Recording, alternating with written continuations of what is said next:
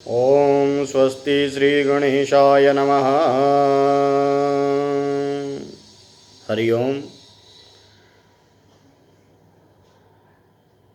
मैं आपको एक विषय के अनुसार उस ओर लेकर के जाता हूँ जिसमें हमारे धर्माचार्यों ने, हमारे धर्म को जानने वाले व्यक्तित्वों ने मानव कल्याण के उद्देश्य से धार्मिक और आध्यात्मिक रूप में अनेक कार्यों का वर्णन किया है। हमारे शास्त्रों में भी उसका वर्णन है, जिनका श्रद्धा से नियम पूर्वक पालन करने से हम लोग दुखों से निवृत्ति पाते हैं, लौकिक तथा पारलौकिक सुखों की प्राप्ति करते हैं। उन्हीं विषयों में अनेक प्रकार से वर्णन किया गया हमारे मासों के बारे में।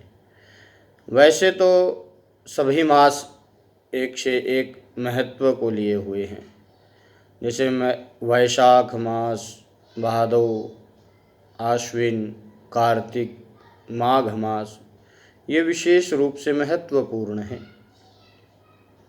लेकिन हमारे पद्म पुराण और स्कंद पुराण में कार्तिक मास को विशेष रूप से जाना जाता है।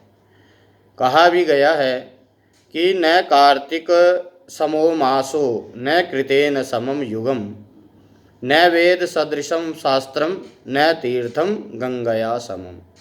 अर्थात मासों में कार्तिक मास के समान कोई मास नहीं, और न ही युगों में कलयुग के समान कोई युग है।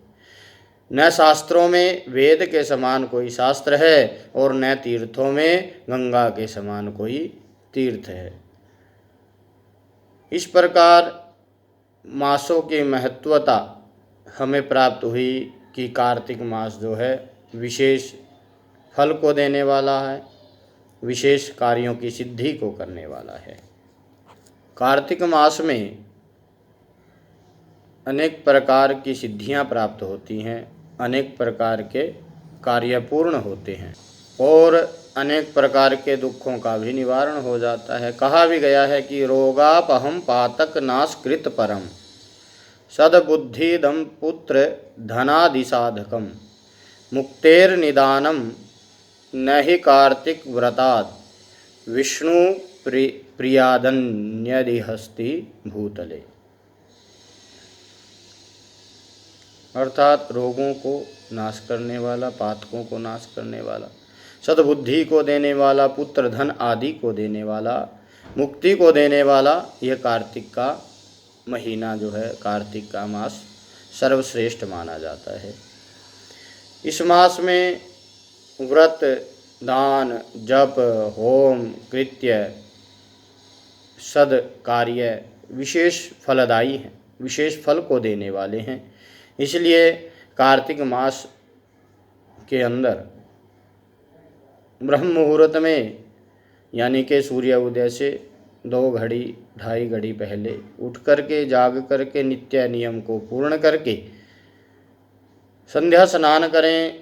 स्नान इत्यादि कर्म के बाद निवृत्ति पूर्वक आगे का जो कार्य है वो करें। भगवान नारायण का ध्यान करें, सूर्य का ध्यान करें, सूर्य को अर्घ्य इत्यादि दें। और कहते हैं कि जो नारायण भगवान की पूजा करते हैं, सूर्य जी का ध्यान करते हैं, सूर्य को अर्घ्य देते हैं, और दुर्गा जी का, शिव के उपासक हैं, वे सभी विशेष फलों की प्राप्ति कर लेते हैं। और कार्तिक मास में तो यही विशेष फलदायी है।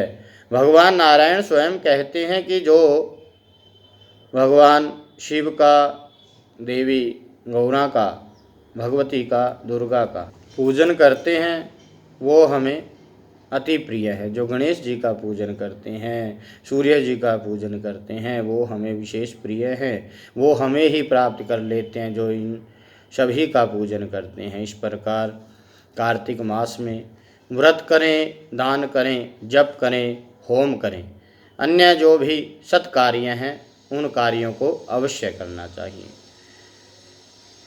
कार्तिक के महीने में व्रत करने का विशेष फल है। व्रत से धर्म, अर्थ, काम, मोक्ष की प्राप्ति हो जाती है और व्रत करने के बाद उसके उद्यापन में दान इत्यादि कर्म करने से उसका संपूर्ण फल जो है हमें प्राप्त होता है। अब मैं आप लोगों से यही बात कहूँगा कि व्रत जो है फलाहारी, निराहारी और एक भुक्त होकर के किया जाता है। फलाहारी का मतलब कि फल खा करके, निराहारी बिना आहार के, और एक भुक्त यानी कि एक समय भोजन करना, ये एक भुक्त व्रत कहलाता है। आप किसी भी प्रकार से जैसा आपका शरीर आपको कहे उसी के अनुसार आपको व्रत करना चाहिए। और कार्तिक महीने में व्रत के साथ साथ स्नान का विशेष महत्व है। यदि आपके आसपास कोई भी तीर्थ इत्यादि हो तो तीर्थ पर जाकर के नाभि तक के जल में खड़े होकर के भगवान नारायण का ध्यान करते हुए, संकल्प करते हुए कि हे नारायण, आपकी कृपा से कार्तिक मास संपूर्ण दिनों में मैं इस स्नान को करूँगा, आप हमें आशीर्वाद प्रदान करें, हमारे ऊपर अपनी दया दृष्टि प्रदान करें, ये ध्यान करें और ये कार्य संपन्न करें। इस प्रकार से संकल्प करें और संपूर्ण महीने तक स्नान, दान इत्यादि कर्म करते रहें। झूठ मात्सर्य से दूर रहें, यही सर्वश्रेष्ठ कार्य है। और भगवान नारायण की पूजा, तुलसी की पूजा, दीपदान का विशेष महत्व कार्तिक मास में होता है। अन्य सभी जानकारी हम आगे आपको देंगे। हरिओम सभी को।